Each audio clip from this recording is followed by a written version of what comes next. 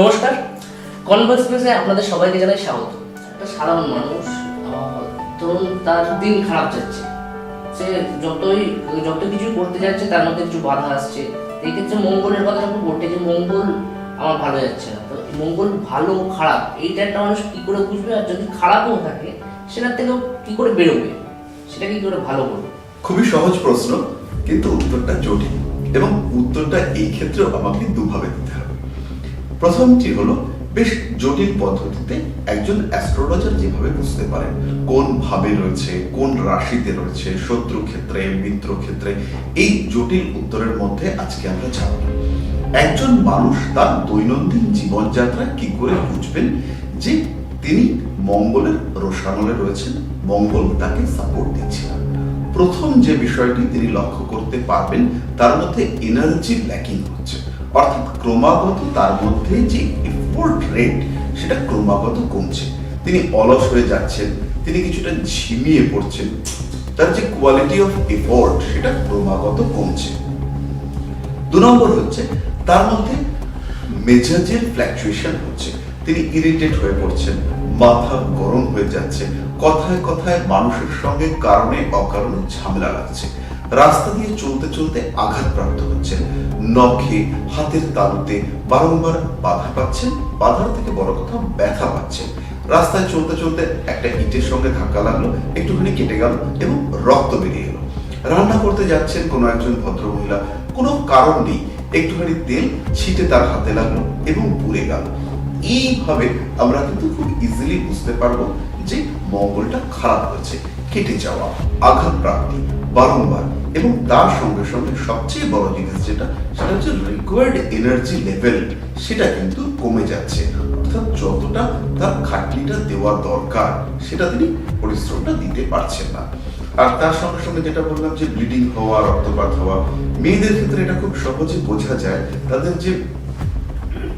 তাদের যে বয়ঃসন্ধিকালীন menstrual cycle, অর্থাৎ রজত চক্র, এটা সঠিকভাবে হবে না, পেইনফুল পিরিয়ড হতে পারে, কিংবা হচ্ছে গিয়ে শারীরিক দিক থেকে দুর্বলতা, প্রচন্ড পেইন হচ্ছে, ভীষণ মুড সুইং হচ্ছে, এগুলো সবই কিন্তু মঙ্গল ক্ষতিগ্রস্ত থাকার বা পীড়িত থাকার ফল।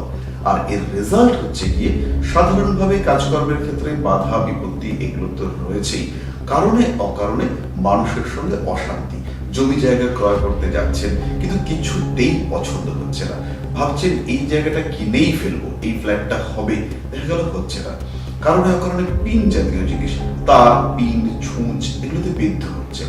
প্রত্যেকটা ক্ষেত্রে কিন্তু মঙ্গল খারাপ।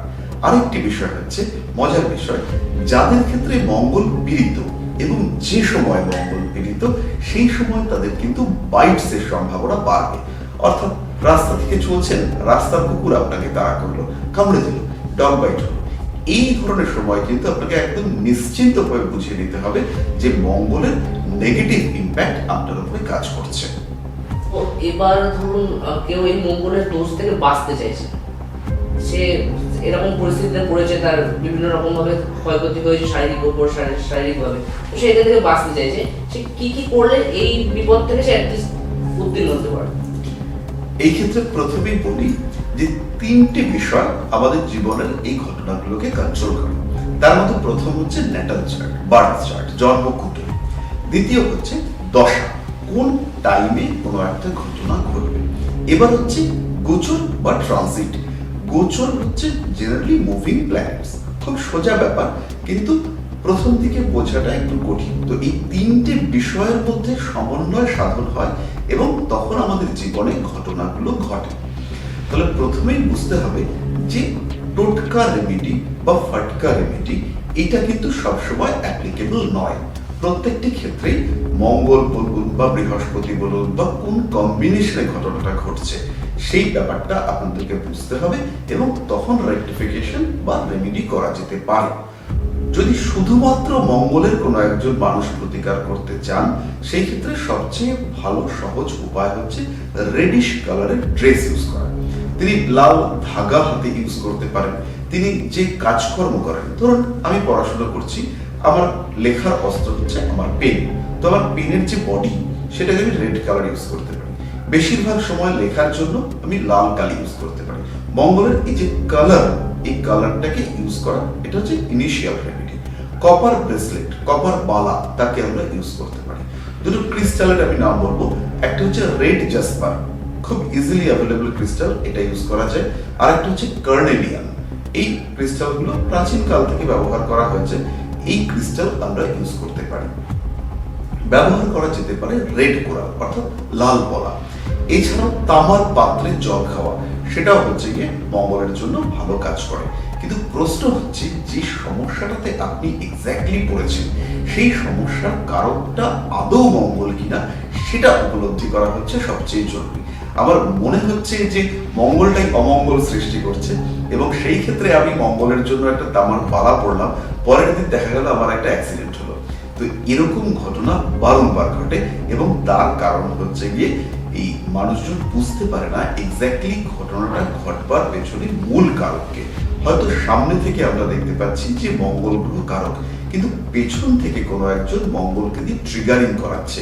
তো এই ক্ষেত্রে প্রথম প্রয়োজন সেই ট্রিগারিং প্ল্যানেটকে কন্ট্রোল করা, এবং তারপর প্রয়োজন মঙ্গলকে কন্ট্রোল করা। তো এই ক্ষেত্রে আরো একটি বিষয় দেখতে পাওয়া যায় যে, ধরা যেতে পারে মঙ্গলের তত্ত্ব হচ্ছে অগ্নিতত্ত্ব, মঙ্গল অবস্থান করে রয়েছে কর্কট রাশিতে জল তত্ত্বে। যখনই আমরা মঙ্গলের জন্য পাওয়ার দিচ্ছি বা মঙ্গলকে বুস্ট আপ করার চেষ্টা করছি, তখন রাশিচক্রের যে ব্যালেন্স, সেখানে কিন্তু অগ্নিতত্ত্বের প্রভাব বাড়ছে।